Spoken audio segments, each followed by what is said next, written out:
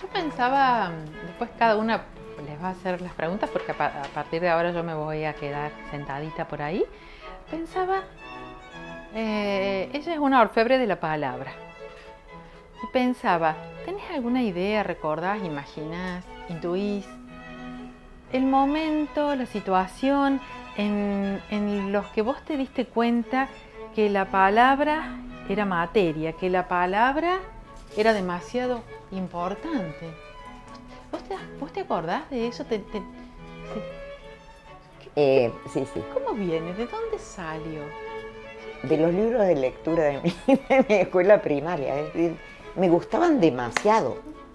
Me gustaba empezar las clases, que me compraran el libro correspondiente y yo viéndolos a distancia eran una vergüenza algunos libros, es decir, bueno.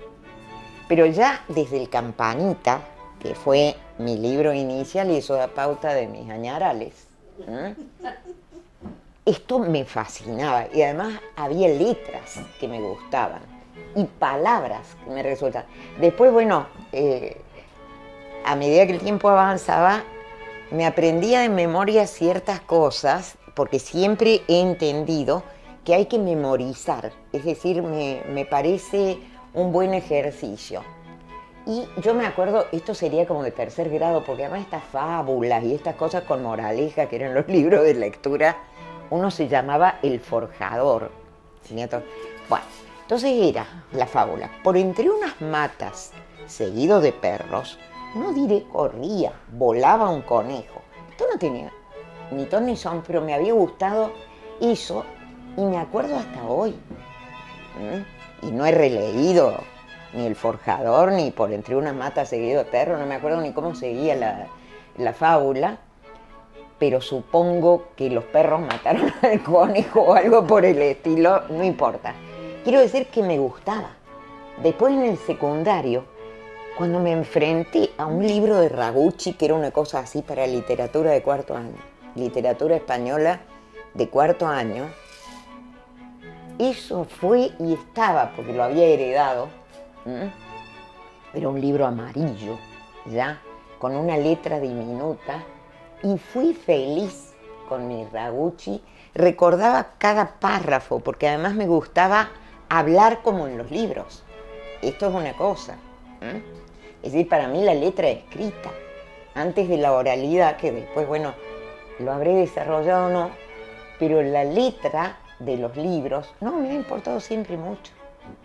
Demasiado, es decir, no me voy a poner, no voy a romantizar la cosa de que el olor al papel y la tinta, no, bueno, no sé, pero era mi mundo y sigue siendo, sí. ¿Qué les gustaría que nos cuente, además de esto que le pregunto yo? En realidad yo tenía una intención mucho más... No, oculta no. A mí me pone en la vidriera y vos ¿Cómo le tenés llaman a intenciones esto cuando uno ambiciosa? Claro. Una intención más ambiciosa. Que era que nos contases si acaso había alguna palabra, suponte, antes del primario. Yo voy a sacar este cartel de acá, porque me parece nefasto para este momento. Ustedes ni lo vieron. Bueno, dale. Si había alguna palabra así que te gustase mucho, como diciendo, esa es mía. O las letras de entre el abecedario. Esta no me gusta. Y estas otras son las preferidas. Es decir, hay algo así como esa plastilina, se me ocurre, ¿no? Esa cosa así, esa argamasa, que a veces uno tiene de plásticas las palabras. ¿Eso sucedió en algún momento? No, fíjate, no tengo preferencia por letras, porque lo que me importan son en todo caso las letras combinadas, es decir, las palabras sí, pero bueno, de todas formas son gustos volanderos, ¿no es cierto? Por ejemplo, yo he dicho recién añaral, hace un añaral, ¿qué tal cosa? Eso lo heredé de una maestra de Lila, que decía con mucha frecuencia añaral, y a mí añaral me parece preciosa palabra, porque me parece muy linda la combinación muy limpia de mucha A y la cosa terminada en L, me encanta.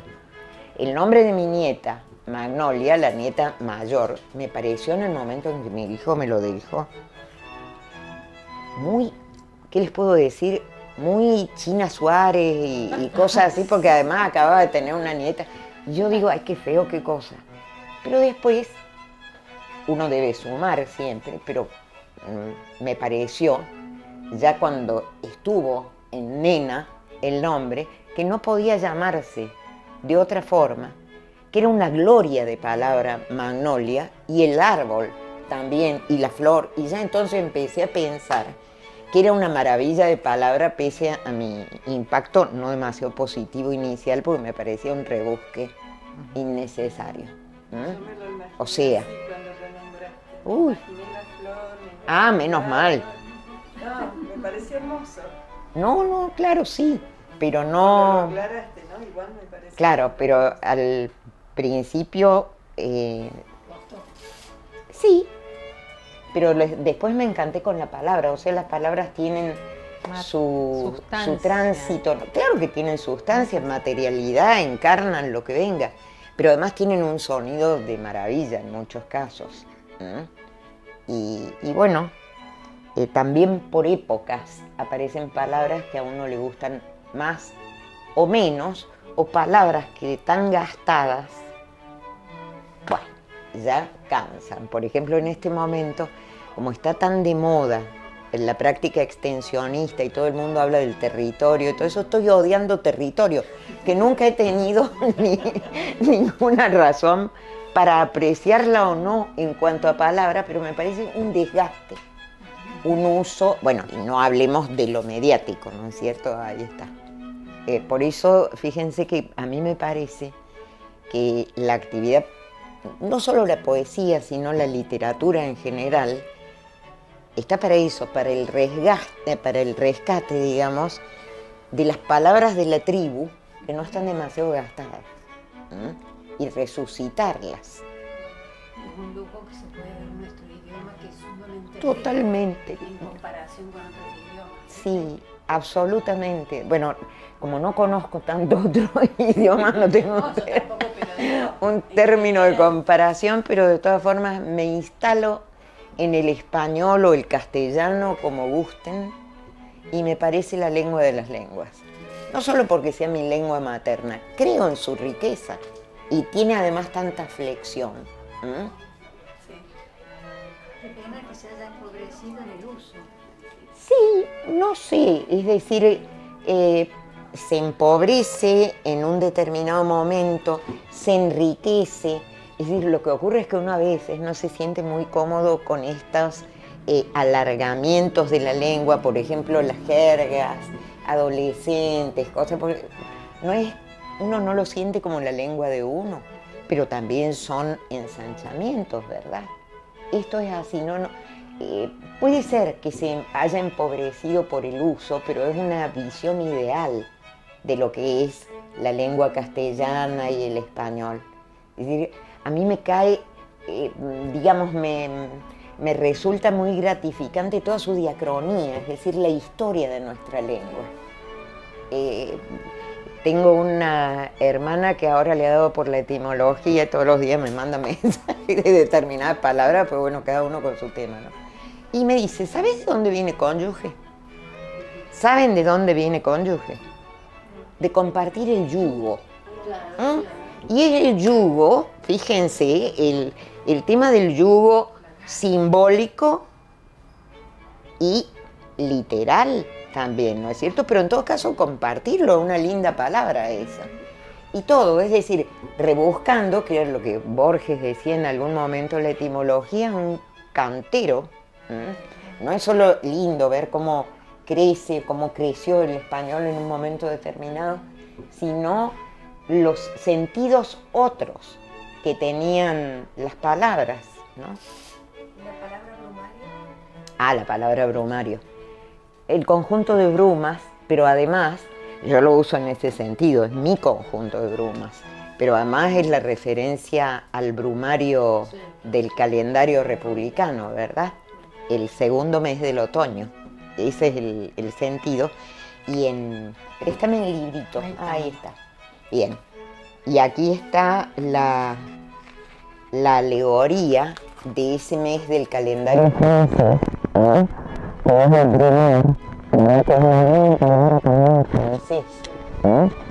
pero me pareció muy bien porque a cierta etapa de la vida en la que estoy, uno es más bruma que claridades, ¿no? Al menos en mi caso. Y eso es, bueno. No, esto sí es otra palabra bien gastadita, es una autopercepción alfonsina, claro. Es una autopercepción. Es razonablemente, además, más tiempo de bruma que de claridades, ¿no? Aunque claridades hay. Y por cierto, yo creo que ¿puedo leer algún poema? Bueno, voy a leerlo. Pero para esto, previamente, y para que veas lo de las brumas y las oscuridades, también las de no ver, ¿no? Ahí la puse más hacia acá. Piensa en la claridad. Bueno. Lo mismo. Claro, bueno. Que han sido dos grandes maestras de todo.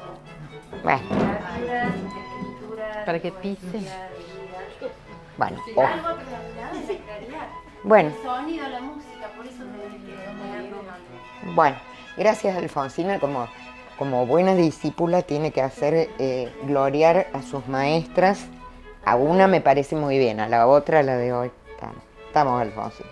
Bueno, fíjense el tema de las claridades, y voy a empezar por los nietos, para que se entienda el tema de las claridades que a uno le quedan y le seguirán quedando.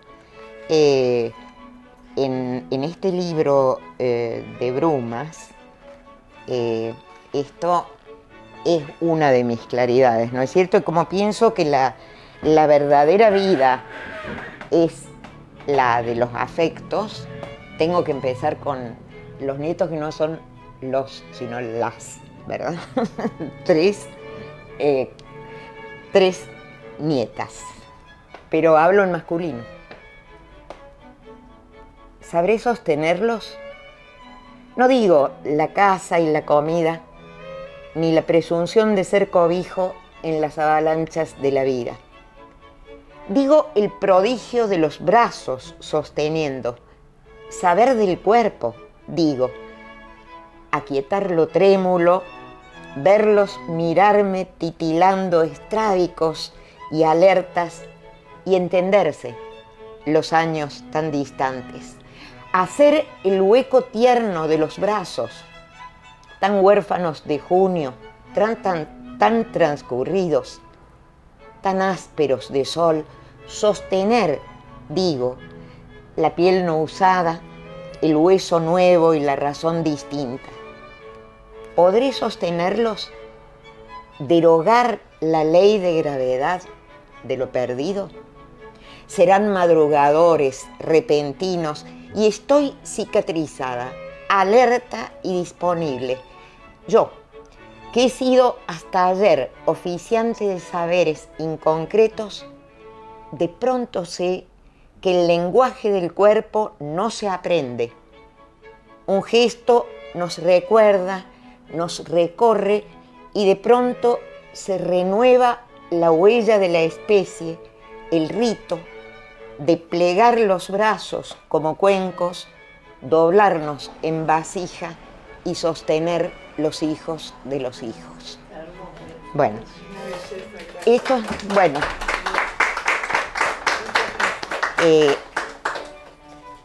yo creo que Brumer y Brumario son, porque las cosas pesan, porque se tiene la edad que se tiene,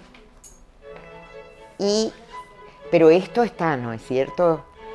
No son nietos, son nietas, pero cuando yo no esté, va a quedar esto, y a lo mejor, fíjense, esta es la cuestión que yo les decía antes, a lo mejor no les interesa un libro, ni acaso, pero sabrán que su abuela amaba los libros, amaba escribir la letra, las palabras, etcétera, y que alguna vez pensó en ellas y en los que vendrán tal vez, ¿verdad, Guillermina, que está por ahí? Va.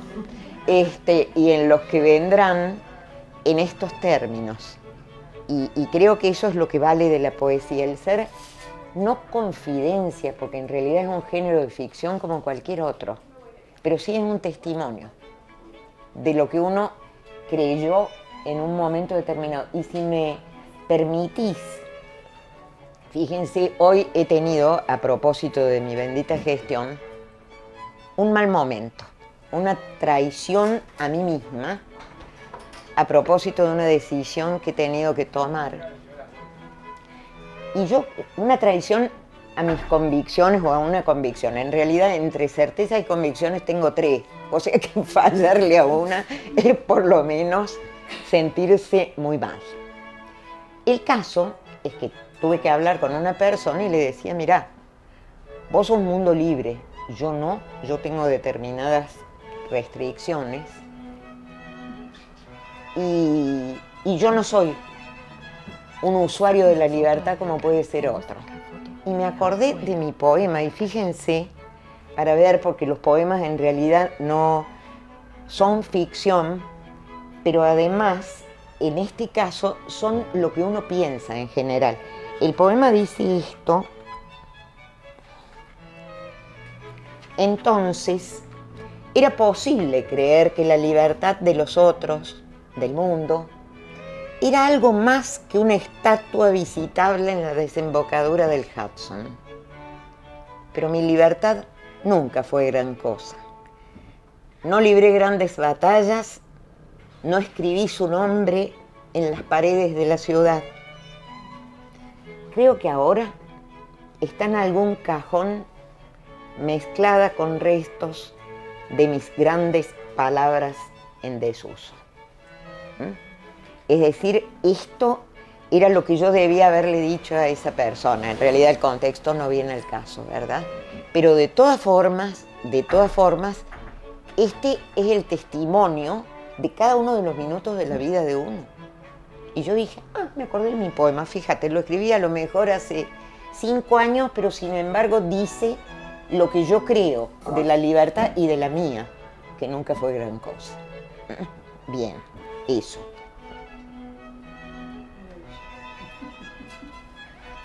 Entre las personas que están escuchándote, vos conoces a muchas y sí. son todas personas que abrazan la palabra, cada una desde su mundo, ¿no? Hermosas, docentes, exdocentes, doctoras, bueno, queridas. Hermoso este grupo que, bueno, viene a escuchar y viene a hablar y viene a decir y a reflexionar, porque estamos en un mundo que corre bastante deprisa y que se nos va y todo es fugaz y todo es para ahora o para ayer, para anoche. Bueno, ¿a ustedes qué les hace sentir esto de escuchar la Graciela acá? ¿A quién le gustaría decir cómo fue esa primera vez con la palabra? ¿Qué recuerdan? No, yo voy a decir que yo he llegado hasta acá. Cuando vos estuvimos en el Teatro Real, que se hizo el programa en vivo de Susana Justo, vos leíste ese poema de los nietos, tal cual. Y a mí sí, se me cayó exactamente. las lágrimas, te juro por Dios, porque yo tengo 9 nietos. Claro, o sea, tenés para Grandes, escribir hasta una de 2 años. varios poemas. Y cuando me hizo acordar muchísimo a los versos sencillos de Pedrón, y a mí esa poesía que te habla de lo cotidiano, pero con musicalidad, realmente es la poesía que me llega. Y si no, ya vamos a esa poesía de la pura metáfora, César Vallejo, un Neruda. Pero yo a todas mis novelas después desapareció porque es difícil de encontrarla. Los poemas de José Pedroni, que tiene todo el lunario de las lunas, de los embarazos. Sí, de los embarazos, sí. Es hermoso, son versos, eso que se llamó sencillismo en la poesía argentina, me parece, y lo veo así, más en eso que acabas de leer, es cierto. Los que tuvimos hijos y después tuvimos una carrera y después tenemos nietos y seguimos apoyando, mucha libertad no tuvimos. A mí muchas veces me hubiera gustado cerrar la puerta de mi casa y hacer lo que es mi casa. Bueno, fíjate, es interesante esto, pero yo me refiero a otro tipo de libertad. Yo no me siento muy restringida por la libertad por mis nietos porque no ha sido esa mi situación.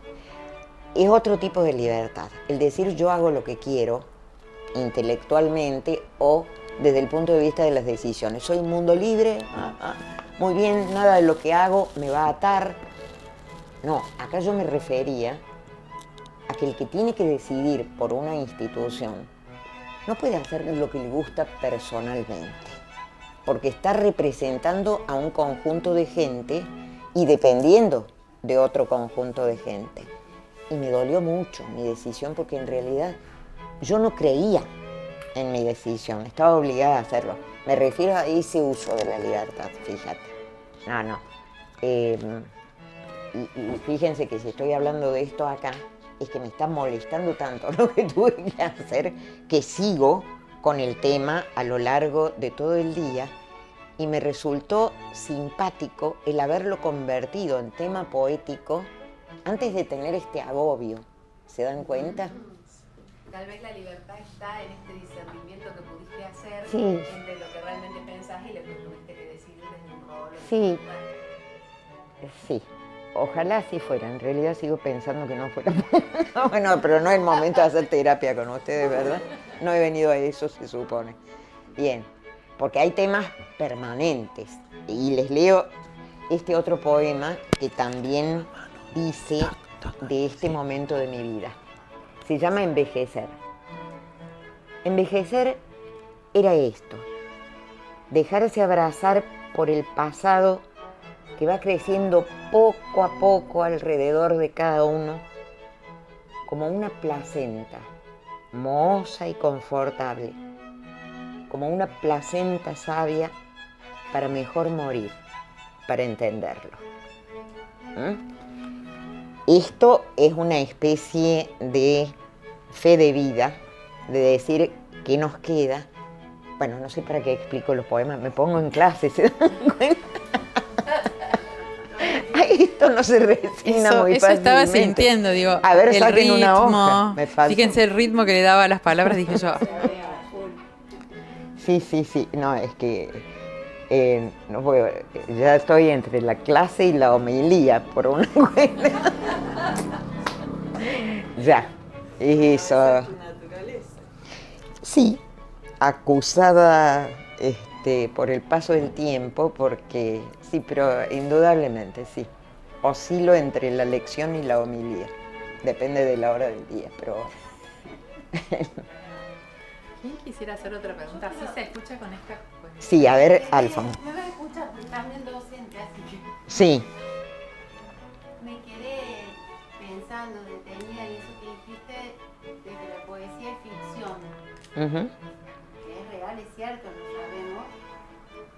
Lo debo haber explicado toda la vida porque Claro. es uno de los géneros literarios, pero jamás pensé ni sentí que la poesía era ficción. Ni cuando la escribo, ni cuando la escucho. Y Claro. cuando escucho lo que vos lees, puedo pensar que eso está ficcionalizado, imaginado, está llevado a la metáfora. Sí. claro, es una No, construcción no, no, lingüística. noticia, ¿Sí? pero siento que hay más verdad a veces que en la vida Sí. misma. Que a veces no la entendemos porque nos está anticipando como eso que vos leíste. Te está dando la curación a algo que Sí. pasó después. Una cosa que escribiste antes, se anticipó. Lo he visto también, se anticipa a cosas que pasan. Pero qué difícil entender que la poesía es ficción. ¿Querés ampliarlo? Sí, es por lo que has dicho, Alfonsina, es un género literario y todo género literario es ficción, no porque mienta, sino porque no reproduce exactamente la realidad. Hay un componente de hipérbole o de disminución en las cosas, pero fundamentalmente hay un decir oblicuo y hay una construcción de algo, ¿verdad? Es decir, no es un reflejo, supongamos que eso existiera, un reflejo de la realidad tal como es, sino una creación. Por otra parte, Alfonsina, tu poesía y la mía también, en otro sentido, se acercan a lo confesional. ¿Ah? Entonces, por eso resulta difícil, porque si yo les cuento de los nietos, o les leo el poema de los nietos y verdaderamente tengo nietos y he sentido esto de alguna manera, al tratar con ellas, o antes de que hubieran nacido, claro, parece confesional, no está lejos de mi vida, pero no es exactamente mi vida. No es exactamente mi vida. De eso se trata, de apartarse de la realidad y construir poéticamente, en ese sentido, ficción. No con el sentido que le podemos dar a ficción en el caso de una novela, por ejemplo, digamos, así la cosa. Es decir, es una construcción lingüística, no es un acto espontáneo de decir, ay, estoy triste, voy y escribo en ese momento. Eso no existe. Eso no existe, ¿verdad? Se construye, se elabora, a lo mejor sobre un sentimiento que realmente se tenía, pero también hay que acordarse, el poeta es un fingidor, de Pessoa. Entonces, en realidad, normalmente no se escribe, no se va con la libretita escribiendo sobre los sentimientos de uno, se reflexiona sobre los sentimientos en un momento determinado. Y eso ya supone una distancia y una construcción.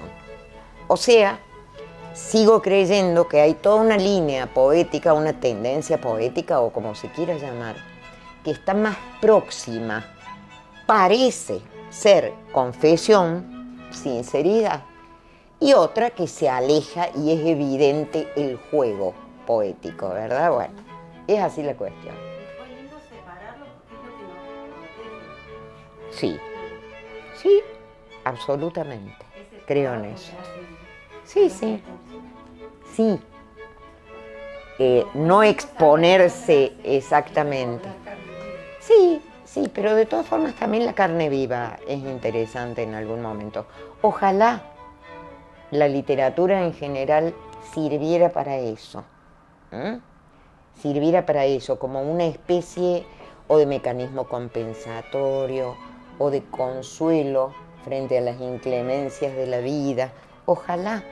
Y creo que en definitiva sirve para eso, no solo para el que la lee, que experimenta a veces determinadas sensaciones, sino fundamentalmente para el que la escribe, como una suerte de terapia, si ustedes quieren. Me parece que es uno de sus lados. Y hoy, por ejemplo, dentro de los esquemas de currículas universitarias y todo eso, el tema de la literatura creativa se incorpora cada vez más, pero no solo en las carreras de letras, que sería normal tener literatura creativa, sino hasta, fíjense, en carreras de otro tipo, en medicina, la medicina narrativa, el uso de la literatura para que no precisamente el médico, pero también, sino el paciente pueda dar curso a cómo referir a su enfermedad, a su dolor y a su manera de vivir el momento traumático de la enfermedad a través del ejercicio de la palabra. No es poca cosa, ¿no? No es poca cosa. Mi entrevistadora se fue, a ver, y yo acá y la gente que pensara. Que me agarró una tos tan fuerte que me daba tanta Ah, bueno, vergüenza no, hacer el ruido. Ay, Mavina, hacete una pregunta, por favor. Mi Acá Mavi. Otra, miren, Hola, sentado, fíjense, en el tablero están encontradas las raíces. Sí, claro. Bueno, muy bien. Vamos, Gracias. Mavi. No puedo, no tengo preguntas para hacerle y no es porque se hubieran acabado, es que con tantos años y con hijas de una misma madre literaria, ya nos sabemos. Bueno, finjamos, Finjamos. en todo caso. Fijamos. No, lo que yo quiero decir no es hacerle una pregunta, es el modo como me llega, lectora así desnuda, sacándome todo lo que pudiera tener, Ajá. que no es fácil, de mis conocimientos. Disfrutar la palabra poética de Graciela es una situación realmente emocionante. Y ella empezó hablando de la materialidad de la palabra y en verdad su palabra se materializa en la poesía. Es decir, sus palabras están ahí como piquetes que nos advirtiéndonos sobre algún aspecto, sobre alguna cosa de la vida, de la manera más sencilla y más directa, ¿no? Bien. Eso me gustó esto del piquete, te agradezco, Mavi. Sí, ojalá fuera. porque así están las palabras. No, pero digo no en broma lo del piquete por la palabra usada. ¿Te acordás lo del romancero gitano? Las piquetas de los gallos cavan buscando la aurora. Y así están. Fíjense esto, ¿no? Cavar buscando la aurora de los gallos. Bueno, a ver, el maestro. Así es. Sí, ojalá así fuera. Mi libertad nunca fue gran cosa, puedo decir. No, tengo una tendencia a alejarme de lo sublime, no lo diría yo. Yo lo siento, yo siento que este tipo de comunicación para mí es fundamental. Es fundamental. Es decir, el poder hacer esto que hacían las abuelas con los nietos hilo tempore, ¿no es cierto? No ahora que uno va a las corridas, pero en su momento de contar y que los chicos estuvieran pendientes de la palabra y del final de una historia. En esto no es una historia, sino un agrupamiento de lindas palabras, supongamos, y ver la sensación que eso causa es un ejercicio de resistencia frente a lo que es la vida atrás de este vidrio, ¿no? Porque de eso se trata, el seguir encantándose. Por eso, y estamos cerca del 23 de abril, y a mí siempre me ha gustado el Quijote y la escena esta de los cabreros que estaban escuchando al Quijote y no captaban absolutamente nada de lo que él decía, porque era el discurso de la Edad de Oro a unos cabreros de La Mancha, España. No podía, además, retóricamente dicho, y sin embargo, embobados y suspensos, le estaban escuchando. Esa escena del Quijote hablando de una cosa que no podían entender los otros, y sin embargo están embobados y suspensos, porque es el poder de la palabra. A saber qué podrían haber pensado esos cabreros. Qué bien que habla. No sabemos qué está diciendo.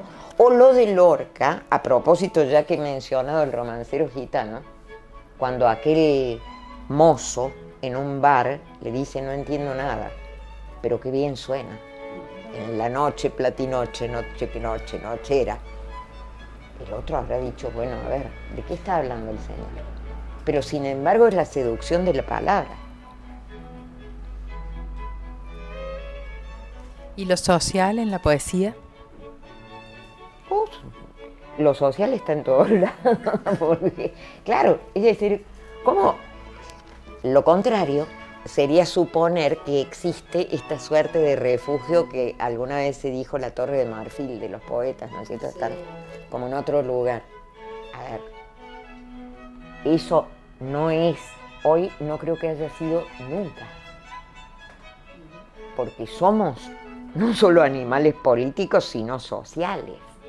Es decir, hasta en la selección de las palabras está absolutamente lo social. Si cada palabra que elegimos es una especie de signo ideológico social. Es decir, no es lo que, por supuesto, que en este poema, supongamos el de envejecer o en el de los nietos, no está tan presente, pero está presente. Hay uno de los poemas, a ver.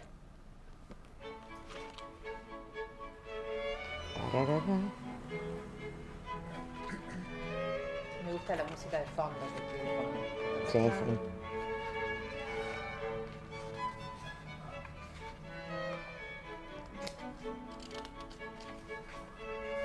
Ay, no tengo la menor idea de dónde están las cosas. Esperen porque... El lobo huargo. Lobo huargo es un tipo de lobos y lo aprendí viendo Game of Thrones. Bueno, pero, o sea, a ver, el lobo, supongamos que no sea el lobo huargo. La manada me aturde, pero no sé vivir sin sus razones polvorientas, atávicos sigilos y pálidas certezas. La manada me alienta. Sé bien mi aullido de lobo solitario, pero de tarde en tarde, cuando se instala la grisalla y la caja de huesos nos avisa que el invierno se avecina, también sé respirar el aire de la especie viciado y compartido. Y fíjense la palabra final, compartido. Es decir, uno se puede sentir solo, a lo mejor diferente por gustarle los libros, leer, hacer esto y lo otro, pero el aire de la especie, viciado y compartido, es lo que nos mantiene vivos. O sea, la manada es absolutamente necesaria hasta para desertar de ella. Yo creo que es así. Y si no,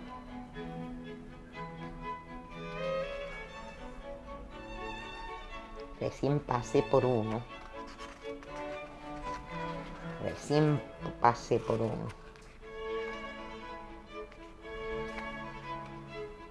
Me gusta cómo le hace esta conversación con esas veces. Estoy dando clase. No lo puedo evitar.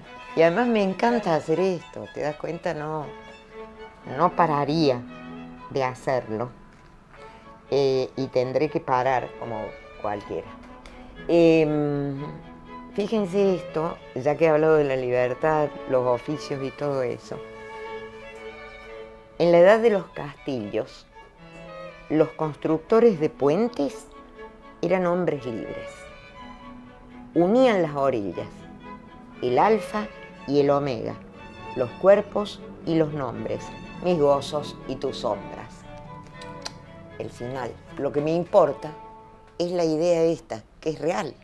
Los constructores de puentes, durante toda la antigüedad y durante la Edad Media, no podían ser ni siervos ni esclavos. Debían ser hombres libres. Era el oficio de hombres libres. ¿Ah?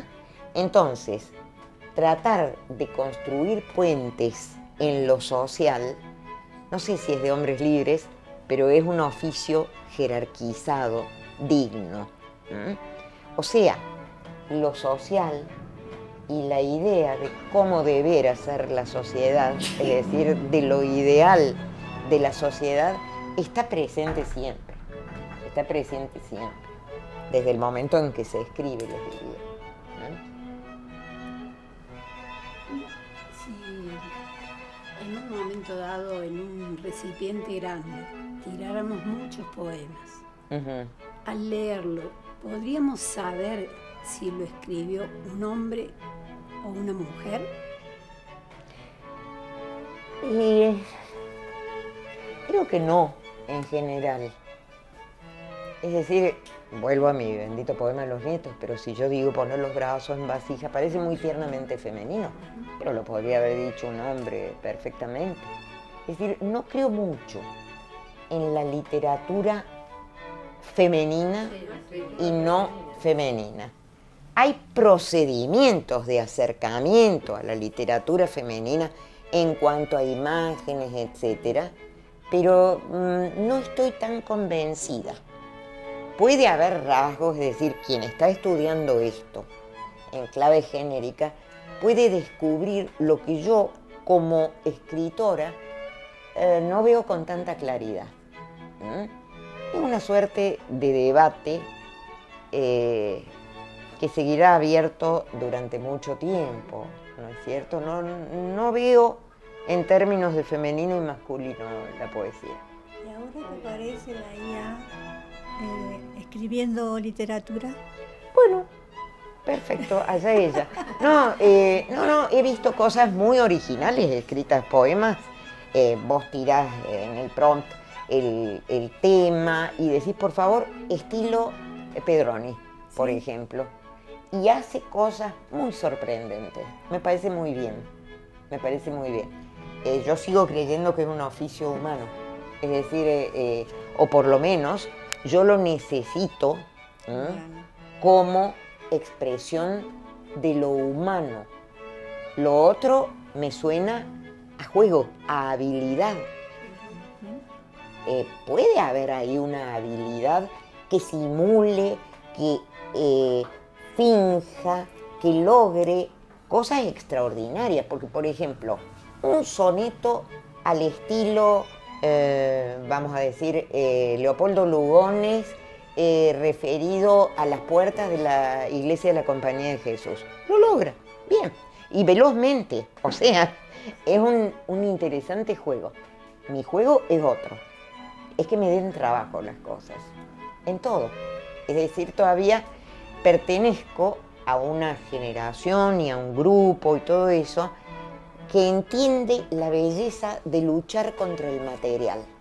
Cuando vos tenés un libro y has tenido que estudiar y decís, esto no lo entiende Cristo, y lo tengo que aprender, y voy a luchar contra cada párrafo hasta que entienda qué me está diciendo, creo que hay un desarrollo humano en ese ejercicio. Esto es una marca de época, indudablemente pueden pensar totalmente diferente las generaciones que nos sucedan, pero eso valió para nosotros. Hemos estudiado a Cimabue, ¿no es cierto? Luchando Cecilia, Alfonsina, es decir, Ana, seguramente. Hemos luchado contra el material. Aprender algo nos costó trabajo y no por torpes, sino porque el material no era claro y era dificultoso. Y la lucha valió.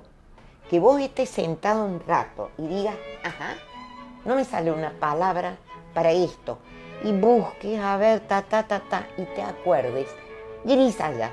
Ah, esto que dicen los gallegos, Grisalla en realidad, que dicen los gallegos de cierta consistencia del aire, la humedad y lo atmosférico, vale la pena pensar, tratar de buscar la palabra y todo. Lo otro me entretiene.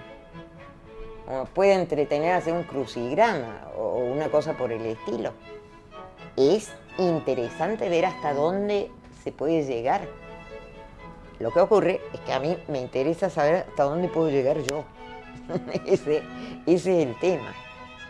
Pero las posibilidades son infinitas.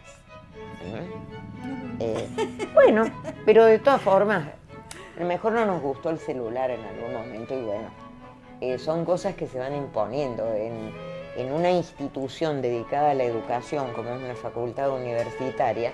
El tratar de prescindir de que esto existe no es saludable, porque en una escuela de traductores como es la Facultad de Lenguas, con todo lo que significa la IA para el ejercicio de la traducción, más vale que nos lo planteemos, ¿verdad? Porque si no, bueno, y en eso estamos. Pero para convertirla en un instrumento y en un aliado que todavía se puede controlar. A saber, ya no me tocará. Ya no me tocará. ¿Alguien quiere leer alguno de los poemas del libro? ¿Quieren que tomemos el micrófono y otros lean? Ah, pero esto no es un concurso. Esto no es una carrera, como dicen las nenitas. Ah, pero me gusta hacerlo, realmente. Va. Escuchamos eso y bueno, vamos a ir cerrando un poquito. Creo que hay algunos ejemplares en el mostrador para quienes aún no lo tienen y lo quieran llevar autografiado por la autora. Lo que puedo decir es que realmente es una caricia tener este libro entre las manos. Es un libro no para llevar a la mesa de luz, sino para llevar a la cama, para ponerlo sobre la almohada. Gracias. Fíjense, ¿se acuerdan del gesto de tomar distancia de la escuela? Bueno, tomar distancia se llama el poema. Estoy volviendo atrás para entenderme.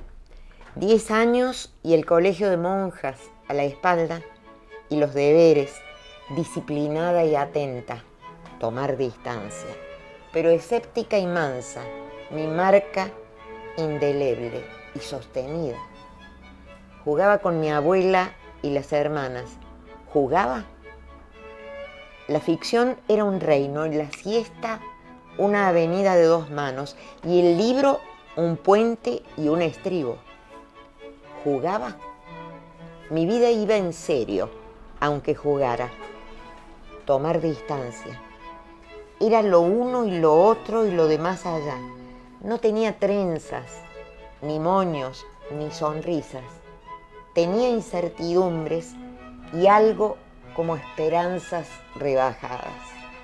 Un saldo de hojas rayadas por proyecto y la tinta de los mapas, las hojas de calcar y el borratinta.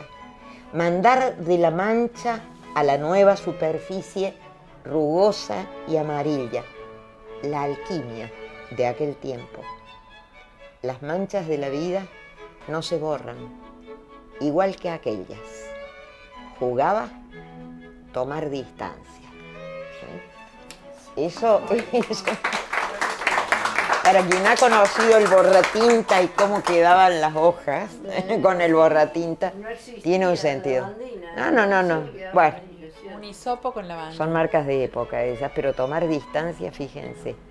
Cuando me he enterado que la cuestión esta de tomar distancia era por aquellos brotes de tuberculosis de principios de siglo, como nuestra pandemia y el distanciarse, ese era el sentido de ese tomar distancia, que se convirtió en una especie de rito escolar, ¿verdad? Así formábamos fila. Bien. Muchas gracias. Bueno, muy bien. No aburro. Me quedo toda la noche hablando. Bueno, y a mí.